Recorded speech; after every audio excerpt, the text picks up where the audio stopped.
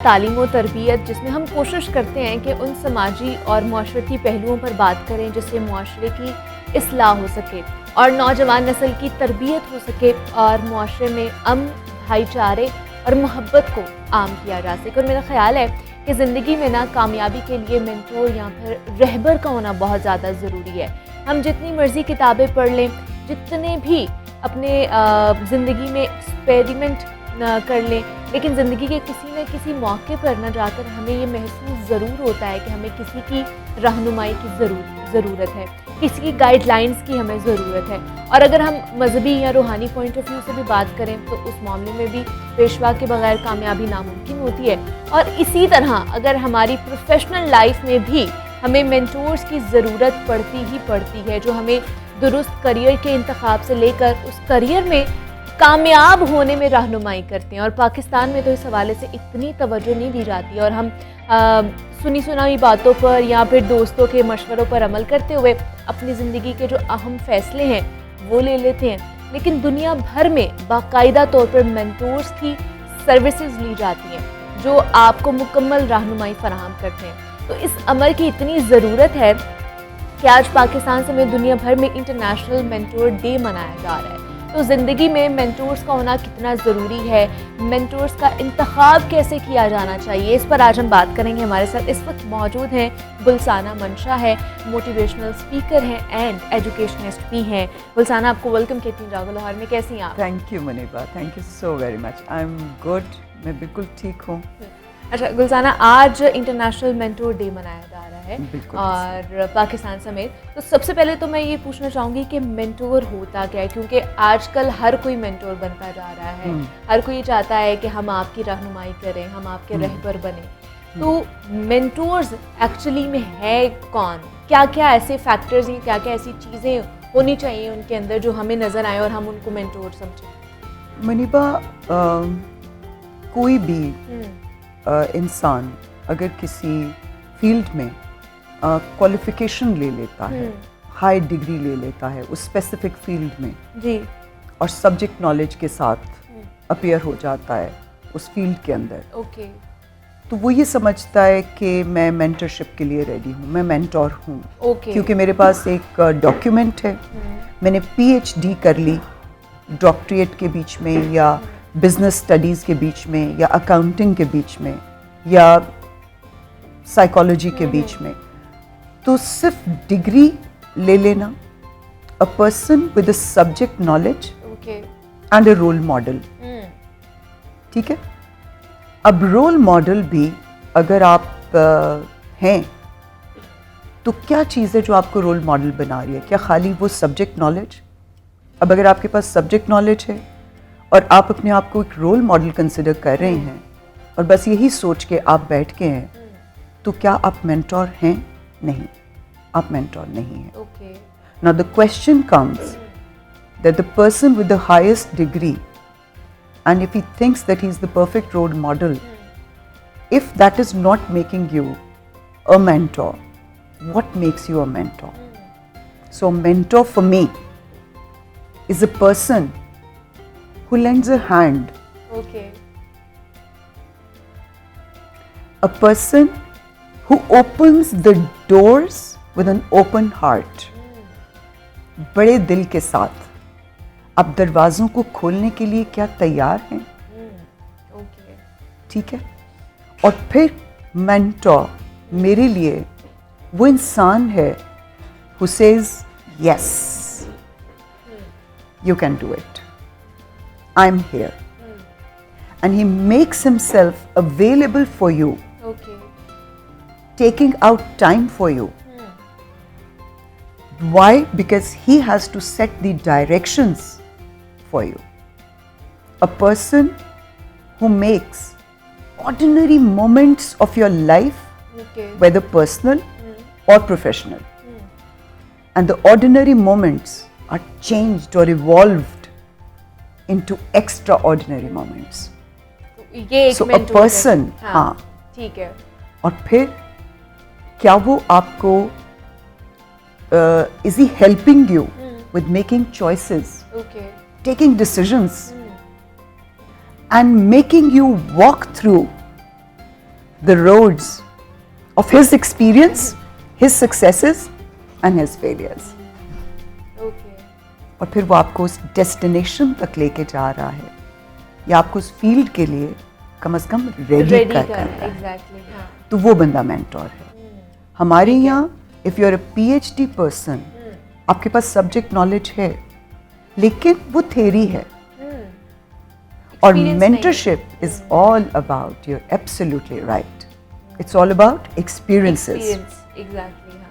Actually practically going through the ventures, facing the failures, meeting the successes and then reaching your destination in a very rich manner. तो वो mentorship है। ठीक है, लेकिन यहाँ पर गुलसान हम देखते हैं कि हमारे यहाँ पे कल्चर नहीं है, खास करके पाकिस्तान में, कि हम लोग किसी मेंटर की सर्विसेज लें, उससे जाके पूछें। बेशक हमारी पर्सनली हमें चाहिए होती है उसकी गाइडेंस, या फिर प्रोफेशनली चाहिए।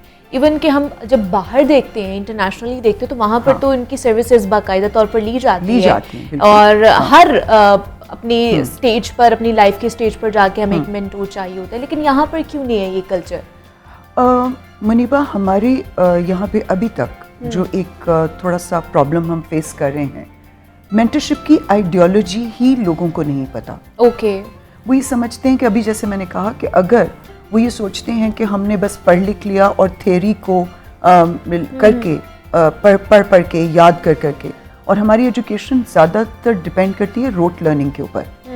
कंसेप्चुअल बेस्ड लर्निंग तो है ही नहीं है, और बहुत कम अभी तक ऐसे सिस्टम्स हैं जो कॉन्सेप्ट्स को, कॉन्सेप्चुअल बेस्ड लर्निंग को या एक्सपीरियंस बेस्ड लर्निंग को इनकरेज कर रहे हैं। तो पहले तो ये अवेयरनेस देना बहुत ज़रूरी है कि आपका एक उस्ताद, आपका एक कोच, अब देखो जितने गॉड्स हैं in the field of cricket, in the field of psychology, in the field of doctorship, हर कोई के फील्ड्स के बीच में कुछ गॉड्स हैं, मेंटर्स हैं। अब इन मेंटर्स के भी कोई ना कोई तो मेंटर्स होंगे जिनको लेके आप चले और फिर आपने उस सफ़र को मुकम्मल किया। और बड़ी कामयाबी से, बड़ी परफेक्शन के साथ मुकम्मल किया। तो पहले तो लोगों को ये बताना कि मेंटर्स के बगैर आपकी थ्योरी अकेली काम नहीं करेगी। और दूसरी चीज़ होती है, बहुत से लोग ये समझते हैं कि डिग्री के अलावा भी इफ़ यू आर पैशनेट, एक वर्ड है पैशन, कि मेरे अंदर पैशन है, मैंने ये करना है, मैं कर लूँगा। क्यों? क्योंकि मैंने किताबें पढ़ी हैं, मैंने ये किया है, मैंने इधर से भी पढ़ लिया, मैंने गूगल भी कर लिया। अब आप जिस चीज़ को अप्रोच कर रहे हो एज रिसोर्सेज, वो सब थ्योरेटिकल है। तो आपका पैशन कभी भी उस लेवल को कैच नहीं कर पाएगा जब तक आपके पास मेंटोर नहीं है। अब मेंटोर्स कौन हैं? मेंटोर्स क्यों इम्पोर्टेंट हैं और क्यों इनको हायर भी अगर आप कर रहे हैं तो एक म्यूचुअल रिस्पेक्ट के ऊपर आपका रिलेशनशिप है उस मेंटोर के साथ, exactly. जो बिल्ड होता है।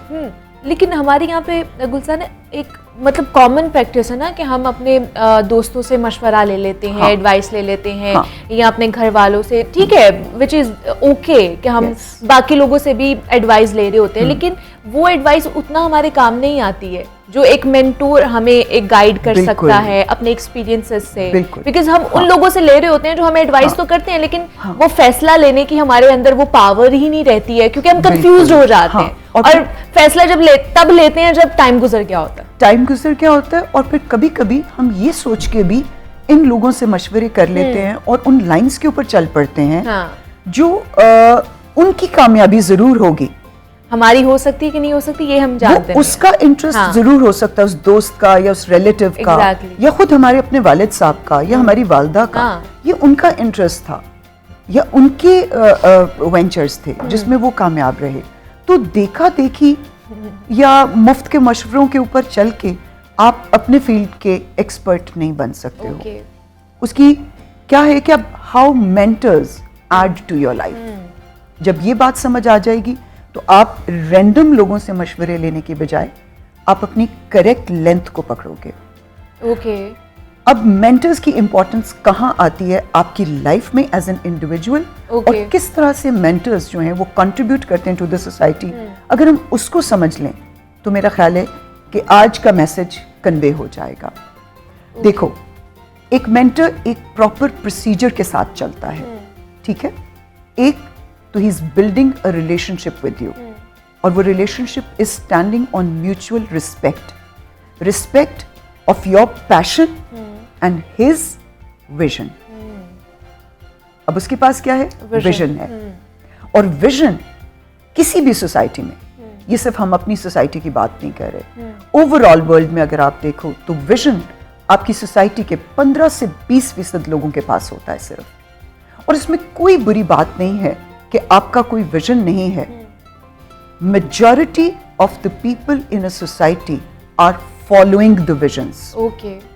And if you are following a vision, you are good to go. Okay. आपने अपना इंटरेस्ट डिफाइन किया, आपने अपनी फील्ड डिफाइन की, और फिर आप अपने मेंटोर को ढूंढ रहे हैं। अब आप कैसे ढूंढेंगे? अपने फील्ड से रिलेटेड लीडर्स को सुनिए, उनकी लिखी हुई किताबों को पढ़िए, और एक को नहीं 4, 5, 6 लोगों को आप एक्सप्लोर करें, और फिर देखें कि किसके साथ आपका पैशन कहाँ जाके मर्ज हो रहा है उसके विजन के बीच में। ओके। खाली पैशन कुछ नहीं करेगा, आप हवा में खेलते रहोगे। आप उस पतंग की तरह हैं कि जब वो स्टोरी है ना कि एक बाप और बेटा पतंगबाजी के लिए कहीं गए हुए थे, तो उन्होंने वो डोर बांधी, अच्छा, और पतंग को उड़ाया। अब उड़ाते उड़ाते जब बेटे ने ये देखा कि पतंग काफी हाइट के ऊपर चली गई है, तो कहने लगा बाबा ऐसा करते हैं कि अब ना हम पतंग की डोर काट देते हैं ताकि ये और ऊपर जाए। अब जब उन्होंने वो डोर काटी, बाप ने पहले मना किया कि नहीं, अगर हम डोर काट देंगे तो ये पतंग गिर जाएगी। बट वो बच्चा था और वो बज़िद था, उन्होंने वो डोर काट दी। Okay. Because the father was trying to make the child understand that look what will happen if you get disconnected to the डोर जिससे आप बंधे हैं।